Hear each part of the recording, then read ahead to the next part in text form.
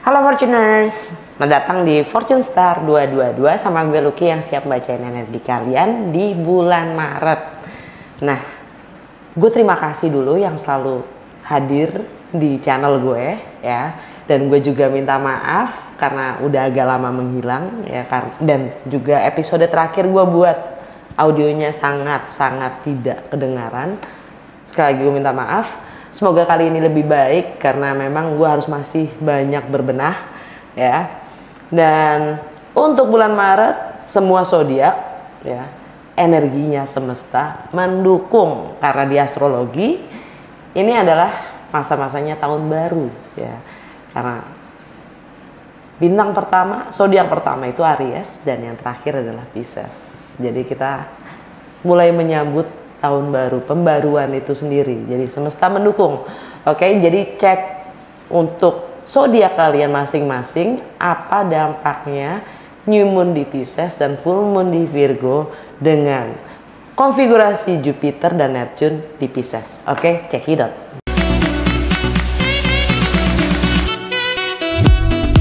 Hai Gemini, langsung aja ya. Seperti biasa, ini general reading. Jadi ambil yang sesuai dan tinggalkan yang tidak sesuai. Jangan paksain untuk sesuai. Cross watcher, siapapun kalian yang sedang berurusan dengan Gemini, kalian welcome untuk join karena energi kita suka ketukar. Jadi message-nya bisa jadi buat kalian juga. Kalau nggak sesuai, gue saranin untuk nonton rising sign, sun sign, dan juga moon sign kalian. Oke? Untuk kalian yang belum terbiasa nonton channel gue saranin untuk nonton playlist gue tentang 12 rumah astrologi. Ya, isinya 12 video singkat-singkat banget yang menjelaskan tentang setiap rumah astrologinya karena gue akan buka 12 kartu tentang konfigurasi planet, energi planet yang ada saat ini yang disesuaikan dengan zodiak kalian. Oke. Langsung aja gue mulai dengan Literary Witches Oracle Card untuk mengetahui apa fokus dan energi kalian di bulan Maret 2022. Gemini. Fate, takdir, alam bawah sadar, doll, boneka. Emang takdirnya kalian itu jadi boneka?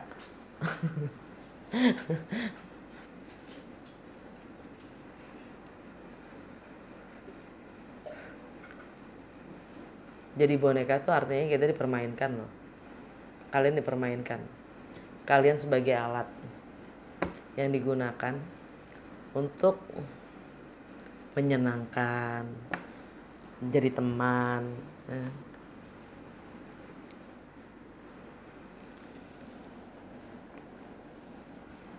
Di sini alam bawah sadar ya. Doll itu, boneka itu di alam bawah sadar. Jadi artinya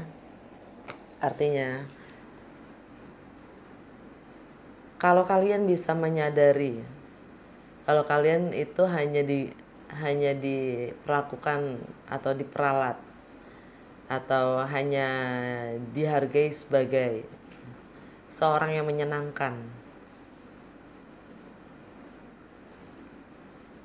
yang bisa dimanfaatkan, ya saatnya kalian untuk berubah. Di bawahnya ada transformasi.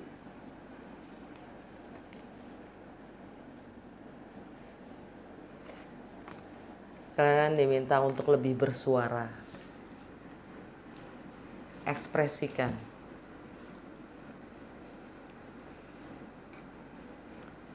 Kalau selama ini kalian masih nyimpen unek-unek ya, saatnya disuarakan. Tapi kayaknya buat Gemini sih biasanya nggak sulit ya untuk menyuarakan Gemini gitu loh. Merkurinya kenceng di bawah planet Merkuri soalnya Gemini. Dia nggak segan-segan untuk menyampaikan ininya. Cuman mungkin ada ya, nggak semua Gemini sama ya. Artinya ada hal-hal yang membatasi diri kalian sendiri untuk mengekspresikan. Dan fate di sini, takdir itu sini ya. Kalau memang itu yang kalian rasakan, emang itu sudah seharusnya terjadi untuk kalian bisa sadari dan pahami. Oke. Gue langsung ke ini ya, ke Lenormand. 3 kartu aja untuk melihat apa yang terjadi pada Gemini di bulan Maret 2022. 3 kartu aja untuk Gemini. Apa yang terjadi di bulan Maret 2022?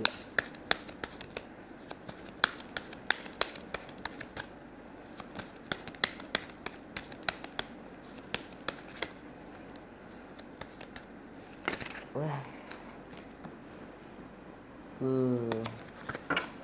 Kompas. With Rider. Alam bawah sadar. Dog. Oke. Jantung bacaan kalian nomor 11. Nah, cambuk ya. Endurance.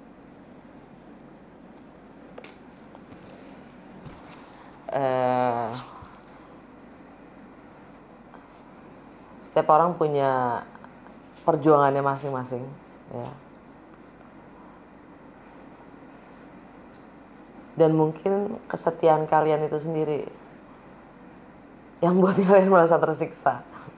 Karena alam bawah sadar kalian dog, loyal ya. Kesetiaan, temanya kesetiaan nih. Artinya entah kesetiaan yang kalian tuntut dari orang lain atau kesetiaan yang orang lain tuntut pada diri kalian ya. Temanya kesetiaan. Tapi yang jelas energi itu sifatnya 2 arah ya. Kalau kita menuntut karena kita dituntut. Jadi dua-duanya pasti gitu. Nggak cuman sepihak aja. Dan di sini ada kompas. Ini energinya Jupiter. Arahnya kemana? Jupiter ada di Pisces. Buat Gemini,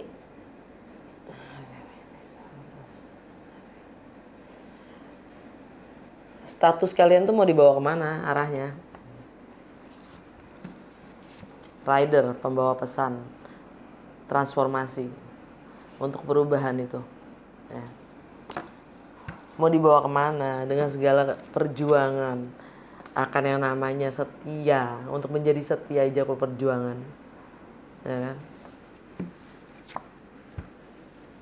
Mau dibawa kemana arahnya, entah itu dalam pekerjaan, karir ya.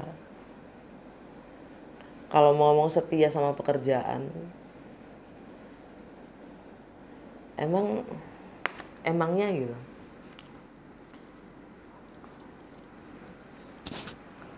Setia tuh apa sih? Basicnya apa? Dasarnya apa? Asasnya apa? Setia.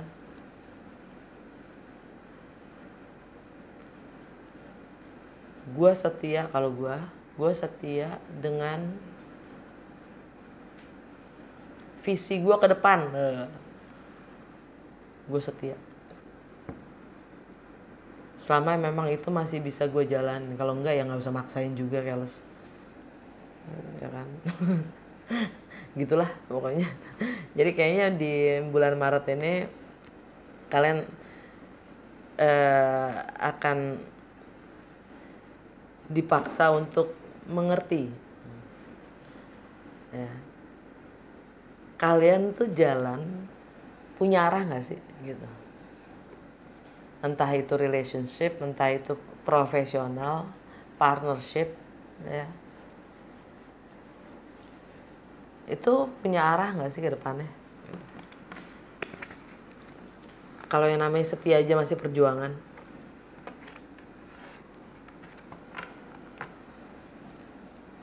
Itu kita melakukan sesuatu untuk siapa?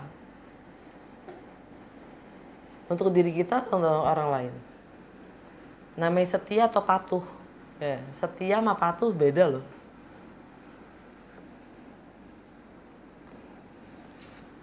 Karena anjing ini sangat patuh biasanya.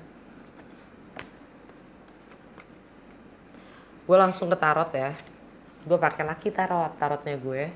Dan dikit kartunya cuman 22. Mayor Arcana aja, yang penting-penting aja. Karena ini untuk membuka 12 kartu itu ya. 12 rumah astrologi. Apa yang Gemini perlu ketahui dengan konfigurasi energi planet yang ada di bulan Maret, dampaknya dalam segala aspek kehidupan Gemini itu apa?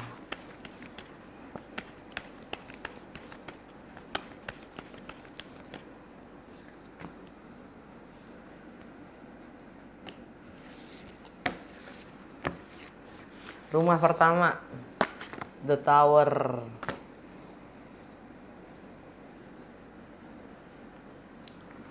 Rumah kedua, The Moon. Rumah ketiga, The Emperor.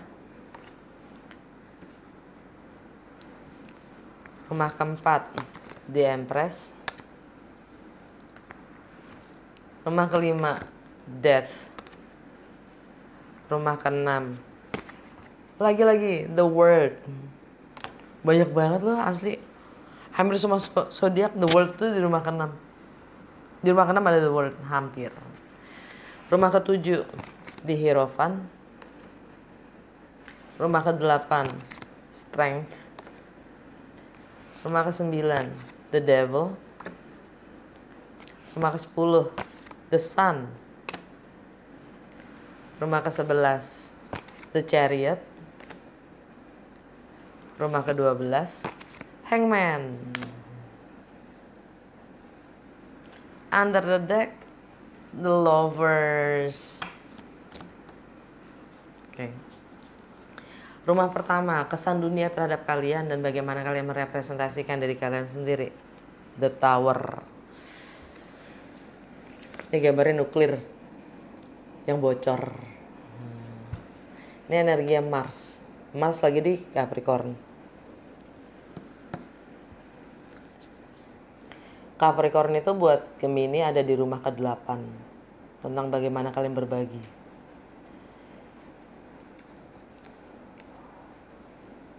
Ini sesuatu yang sifatnya tiba-tiba, cukup shocking, cukup nuklir ya, Bu. Cukup mengagetkan gitu. Cukup mengagetkan. Ya, orang ngeliat kalian mungkin kaget. Kalian melakukan karena Mars itu tindakan. Ya. Mungkin kalian akan melakukan tindakan-tindakan yang tidak biasanya kalian lakukan. Ya. Entah itu dalam mengenai bagaimana kalian berbagi. Ya. Entah itu finansial, properti, tralala. Kita nyampe ke rumah 8 nanti. Ya. Yang jelas kalian diminta untuk membangun kekuatan, kepercayaan diri untuk tampil, untuk mulai ambil tindakan.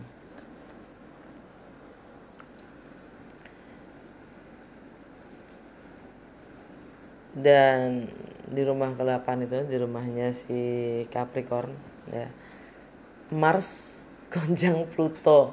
Ada Pluto juga di situ ya. Dan di rumah ke-8 Capricorn itu, di rumah ke-8 buat kalian itu juga tentang sex and intimacy ya. Jadi kalau kalian suka tebar pesona atau ya ngertilah maksud gue ya, sifatnya dua arah, entah crosswatcher atau Gemini itu sendiri. Oke. Rumah kedua tentang segala hal yang sifatnya material, harta, benda ya. Segala hal yang sifatnya bernilai atau berharga buat kalian dan bagaimana kalian menilai atau menghargai segala sesuatu termasuk diri kalian sendiri ya. Entah itu properti, penghasilan, pekerjaan, rumah tangga, anak, keluarga. Anyway, kalian dapat temen. Ini emosional. kalian sangat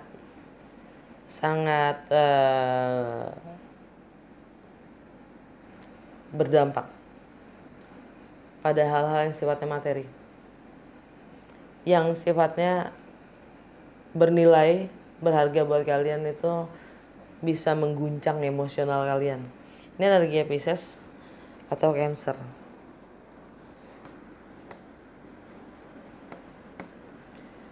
Entah itu pekerjaan ya, atau status sosial kalian, reputasi kalian.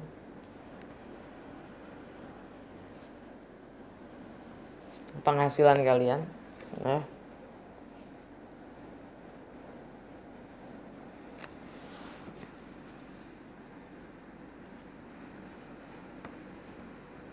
Dan ini di rumahnya si Cancer itu sendiri. Jadi betapa hal-hal material itu atau yang bernilai buat kalian atau berharga buat kalian, entah itu anak kalian ya, keluarga kalian, rumah tangga kalian, itu sangat berharga, itu membuat kalian suka emosional. Di rumah ketiga tentang persepsi, mindset, aktivitas sosial, komunikasi kalian, pengedukasi, pengetahuan dan pengalaman yang kalian dapatkan dari kecil hingga sekarang. Di rumah ketiga ya, kalian dapat The Emperor. Ini rumahnya Leo.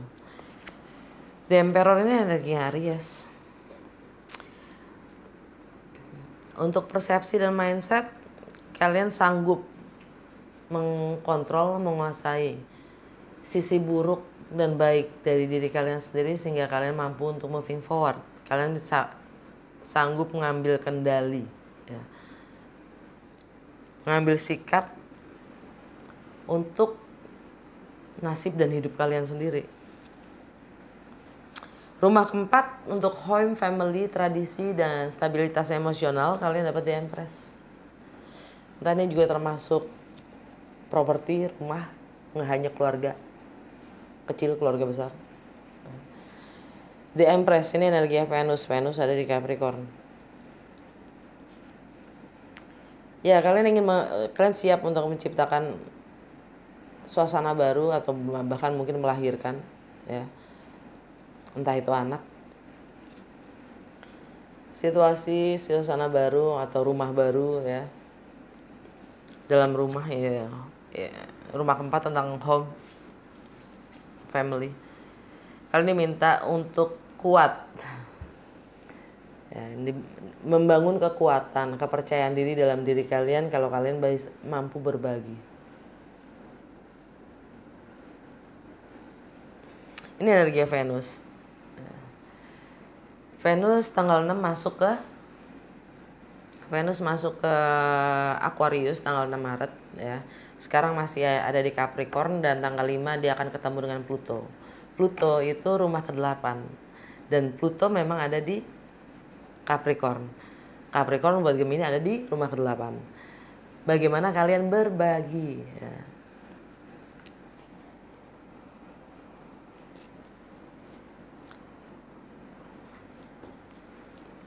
Anyway,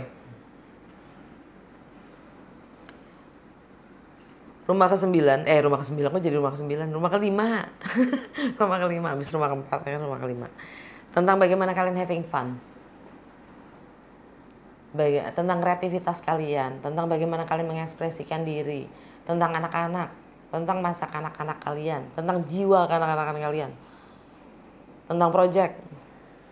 Kalian dapat death, akhir dari suatu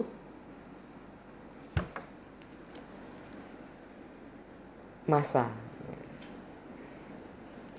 transformasi. Energi Pluto. Nggak perlu gue ulang kan? Kalau bahasa Italinya finita la pacchia. Finita la pacchia itu artinya cukup sudah having fun ya kan? Saatnya serius. Saatnya serius ya. Karena rumah kelima tentang having fun.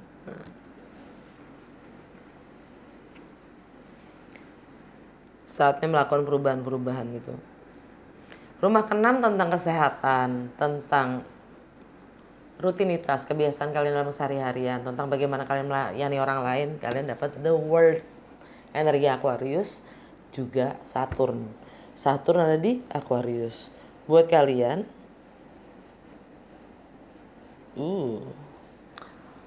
di rumahnya Aquarius itu juga ada Mercury ya. Ini the world itu artinya siklus yang sudah komplit, udah kelar. Sebagai energi Saturn, ini karma duniawi, karma material. Karena ini ada di rumah ke-6, kebiasaan-kebiasaan ya. Saturn itu kebiasaan-kebiasaan, disiplin tanggung jawab kita, kebiasaan-kebiasaan kita, bagaimana kita patuh pada peraturan-peraturan atau sistem lama ya.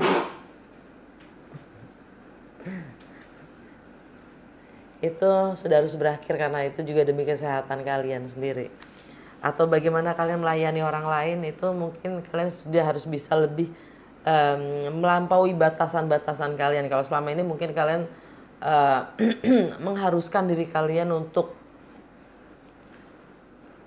harus begini, harus begitu, karena untuk menjaga, atau karena yang gak enak sama ini sama itu, nggak bisa begini, nggak mungkin begitu. Nah, itu batasan-batasan yang diciptakan oleh si Saturn ya, karma duniawi yang sudah harus diakhiri dan kalian mampu mengakhirinya. Oke. Di rumahnya Aquarius ya, kalian dapat the devil,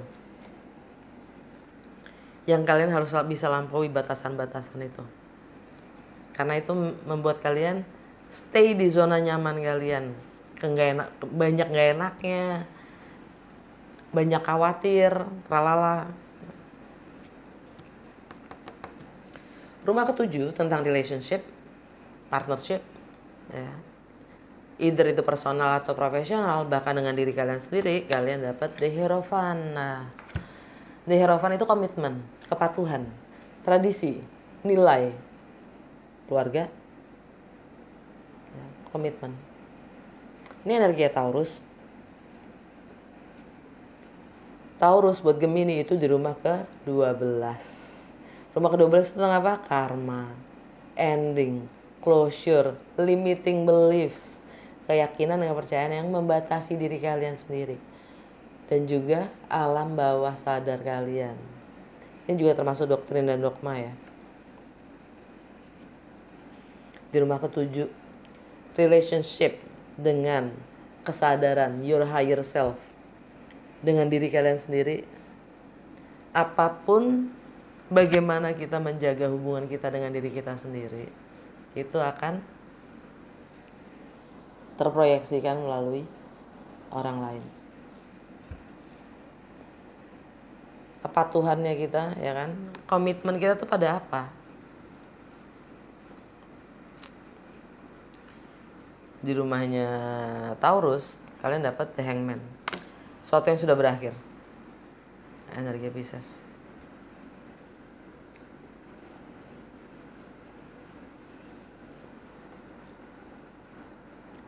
Statusnya sudah berakhir. Entah mungkin kalian lajang ya kan, kalian single jadi married ya. Mungkin dari yang married jadi single. Anyway, kalau dalam partnership bisnis, mungkin ada yang mulai bisnis bareng, ada yang malah pisah. Anyway, ada yang sudah berakhir tapi yang jelas, tapi masih belum juga berakhir. Karena kalian merasa udah saatnya nih komitmen nih gitu. Ya lagi-lagi itu tergantung bagaimana kita menilai ya, persepsi kita sendiri tentang apa itu komitmen. Kalau gue ya, gue cuma contoh gue aja, mau setuju apa enggak juga terserah ya. Kalau gue komit sama diri gue sendiri, bukan pada kertas. Yang gue jaga adalah diri gue sendiri, sehingga dengan orang lain itu adalah hasil dari bagaimana gue menjaga diri gue sendiri.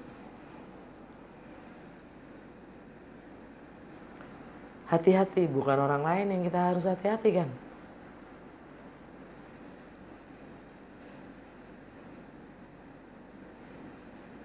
Yang kita bisa kontrol kan cuma diri kita sendiri, bukan? Anyway, rumah ke-8 tentang bagaimana kita berbagi, ya, dalam kebersamaan atau hal-hal yang sifatnya milik bersama, entah itu finansial, properti, warisan, intelektual, ideologi, seks, intimacy. Seks sama intimacy beda ya. Seks itu sifatnya jasmani dan intimacy itu sifat emosional. Di rumah 8 ini juga ada kontrol dan power. Kalian dapat strength, energi Leo.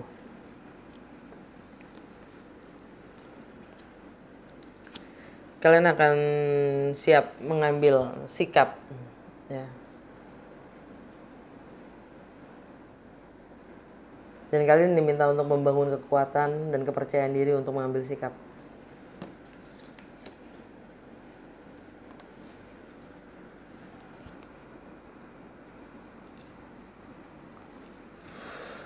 Rumah ke-9 tentang bagaimana kalian melampaui batasan-batasan diri kalian sendiri, tentang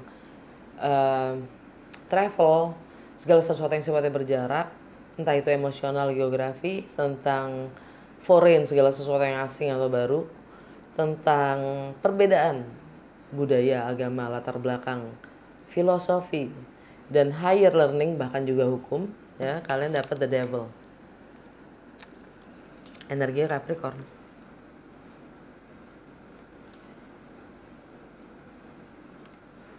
Di rumahnya Capricorn, di rumah ke-8, kalian dapat strength. Sekarang kita lagi ngebahas rumah ke-9, ya. Jadi yang kalian nggak kudu sih, butuh sadari adalah bagaimana kita berbagi itu mengikat nggak? Ada ketergantungan nggak di situ?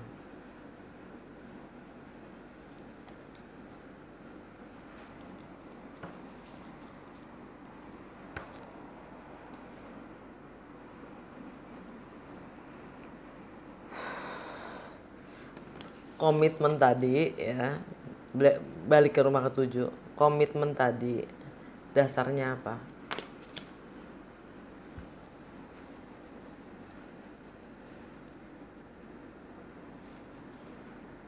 Kita ingin mengikat orang lain, menguasai orang lain, atau the devil?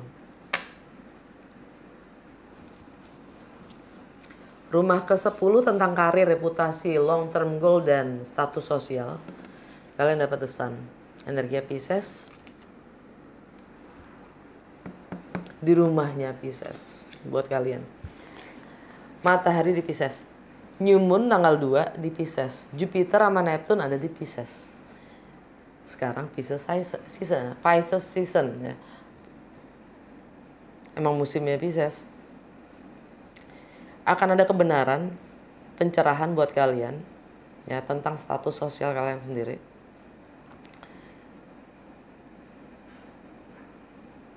Tentang visi kalian sendiri, apa yang kalian ingin bangun, tujuan kalian kemana. Karena Jupiter itu optimism, planet keberuntungan, ya, berkah, karma spiritual. Neptune itu tentang imajinasi, mimpi, ya, idealisme kita sendiri.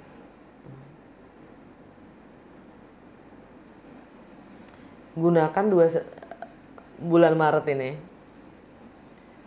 karena energinya sangat mendukung, seperti tema semesta mendukung, ya. Di bulan Maret ini nggak ada planet yang retrograde, jadi semuanya moving forward, dan layaknya juga alam, ya, musim semi, atau menurut astrologi memang ini tahun baru. Alam mendukung sangat, apalagi dengan Jupiter dan Neptune di Pisces, membawa keberuntungan atau memberkahi ya apapun yang kita ingin buat, ciptakan. Ada kebahagiaan. Tapi mungkin ada prosesnya dulu untuk itu ya. Rumah ke-11 tentang bagaimana kalian bersosialisasi, tentang network, tentang pertemanan, tentang keadilan sosial dan rasa kemanusiaan, juga bagaimana kalian mengaspirasi lingkungan sekitar, dan juga kontribusi kalian dan harapan-harapan yang kalian punya, miliki, atau untuk yang lebih besar sifatnya. Kalian dapat The Chariot, energi Cancer.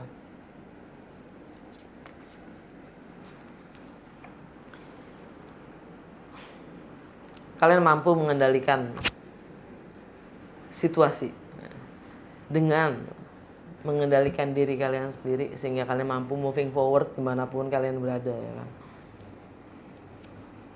Gemini gampang beradaptasi dan jago networking.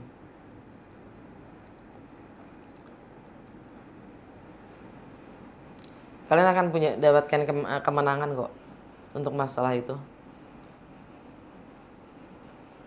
Di rumah ke-12 tentang karma, ending, closure, alam bawah sadar, dan limiting beliefs, kalian dapat The Hangman, energinya Pisces. Di rumahnya Pisces ada kebenaran, pencerahan, terang. Tentang sesuatu yang harus kalian akhiri. Entah itu status kalian, entah itu karir kalian, entah itu reputasi kalian, entah itu mungkin visi jangka panjang kalian yang memang sudah nggak sejalan lagi, udah nggak selaras satu frekuensi dengan situasi kalian saat ini. Hangman, bergantung, ketergantungan, sesuatu yang sudah berakhir tapi tidak kalian akhiri, tentang hubungan gelap. Ini clandestine relationship ya.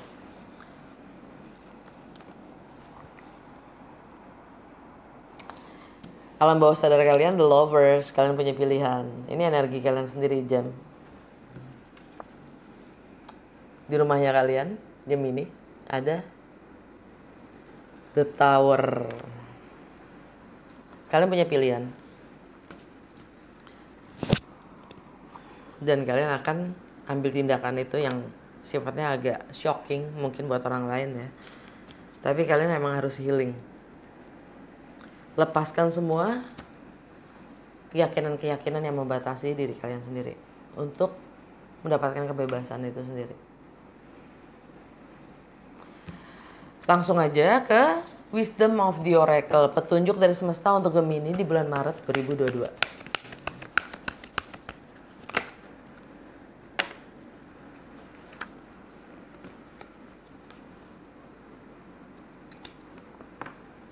Yang kebalik. Under the deck, milk and honey. Kebalik. Kalau ini tegak, yang yin yang. Yin itu emosional, feminine. Yang itu Mars. Action, tindakan. Mars. Capricorn. Mars gonjang Pluto. Bersebelahan dengan Pluto, transformasi itu sendiri. Tindakan kalian apa? Untuk perubahan-perubahan. Energinya memang Mars gonjang Pluto saat ini ya, yang mana juga Rusia ngadain perang, itu salah satu dampak energi secara global ya. Di alam bawah sadarnya milk and honey. Istilahnya harta di ujung pelangi itu sudah terlihat. Tapi kalau ini yang kebalik nih, tindakan yang nggak ada, ya nggak nyampe juga,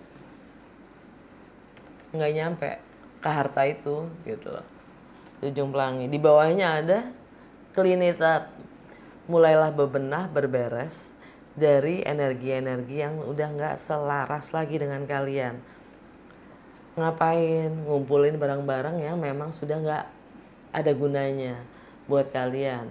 Lebih baik kalian berikan ke orang lain, jual kayak apa kayak, daripada energinya ngikat kalian. Kalau emang udah nggak berguna, lebih baik bisa berguna buat orang lain, ya kan? Benda itu apapun itu jauh lebih bisa bermanfaat bukan, daripada lo kekep sendiri gitu kan, nggak berguna.